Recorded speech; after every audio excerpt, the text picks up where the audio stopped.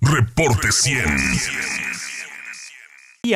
La imagen de Donald Trump que se ha comentado que después de estas elecciones del martes anunciará su candidatura presidencial. ¿Y qué tiene que ver esto con el siguiente tema que vamos a conversar con la periodista Marcela Nochebuena de Animal Político y el tema de la migración? Mucho, porque el tema de la migración es una bandera que utilizan los partidos en Estados Unidos y los políticos en Estados Unidos para atraer o, en su caso, ahuyentar votantes. El presidente Biden ha sido también un presidente deportador. Es un presidente que ha detenido un número importante de migrantes. Las detenciones de la patrulla fronteriza de Estados Unidos han crecido 33% un año, y le agradezco a Marcela que esté con nosotros esta mañana. Marcela, buenos días, ¿cómo estás?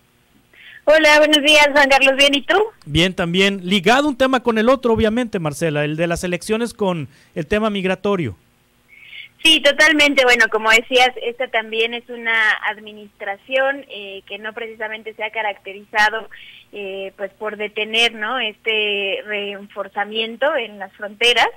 Y precisamente reportábamos nosotros en Animal Político que las estadísticas de la Oficina de Aduanas y Protección Fronteriza demuestran que las acciones de este cuerpo policíaco, que son pues detenciones, determinaciones de inadmisibilidad y arrestos, pasaron más o menos de 1.600.000 en 2021 a 2.214.000 durante el año fiscal 2022, ¿no? Que para ellos el año fiscal corre de octubre del año anterior a septiembre de este año.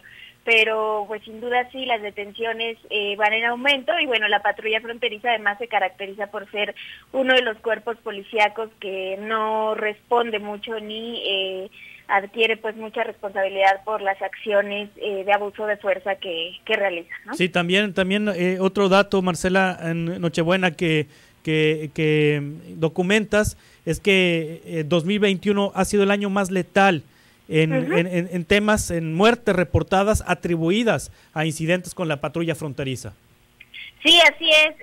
La Coalición de Comunidades de la Frontera Sur, que es una organización de acá en San Diego, ha documentado también estas acciones del uso de la fuerza y del abuso de la fuerza de la patrulla fronteriza, que también han crecido. En 2019 todavía eran 592 y en el último año fiscal pues llegan a casi 1.970. Y como tú decías, en cuanto a muertes como tal atribuidas a incidentes con la patrulla fronteriza, que es algo que también documenta este grupo de organizaciones, en la última década se le atribuye la muerte de más de 245 personas a incidentes de diferente tipo con la patrulla fronteriza. Y como tú nos decías, el año 2021 es el más letal, con 58 muertes que se reportan por encuentros con este cuerpo policíaco. En 2022 son 41, en 2020 se habían registrado 35, mientras que antes de 2019 no habían rebasado las 17, ¿no? Entonces ahí sí vemos pues una prácticamente más que duplicación en los últimos años. Sí, la semana pasada un caso de un asesinato, el asesinato de Anastasio Hernández Rojas, llegó a la Comisión Interamericana de Derechos Humanos, este asesinato a manos de la patrulla fronteriza de Estados Unidos. ¿Por qué este caso de Anastasio y que llegó a la Comisión Interamericana de Derechos Humanos es emblemático? ¿Y qué pasó la semana pasada en la comisión? Sí, este caso es emblemático porque es el primero, en realidad, que acepta la Comisión Interamericana de Derechos Humanos para estudiar la responsabilidad de la patrulla fronteriza en la muerte de Anastasio. Anastasio fue detenido, golpeado y finalmente pues asesinado por elementos de la patrulla fronteriza en San Diego en 2010. y pues desde 2010, que ya son 12 años, ¿no? La familia ha tenido esta lucha por denunciarlo, porque se atraiga. En un principio sí se abrió una investigación en Estados Unidos, incluso hubo declaraciones ante un gran jurado, pero finalmente el caso, como otros, fue desestimado.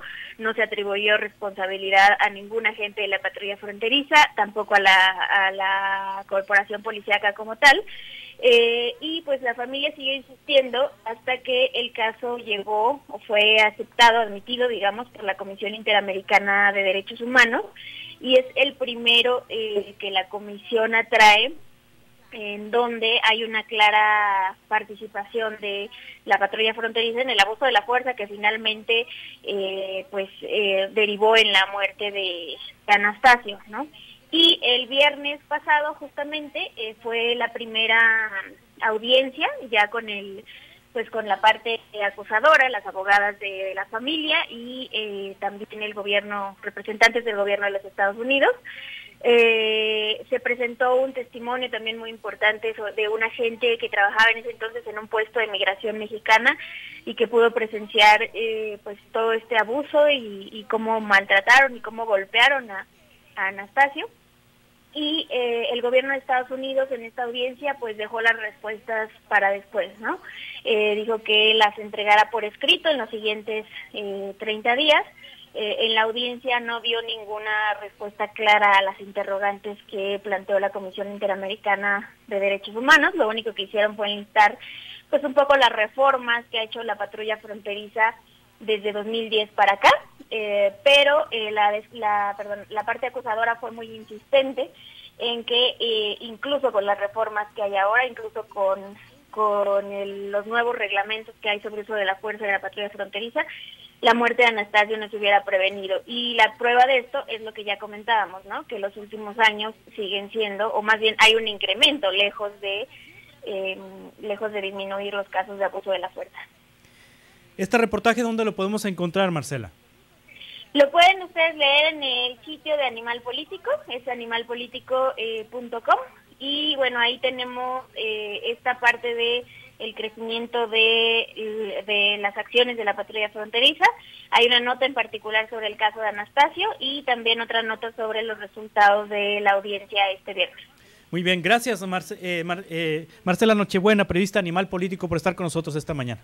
No, al contrario, a ti, Juan Carlos. Muchas gracias. Hasta pronto. Reporte 100.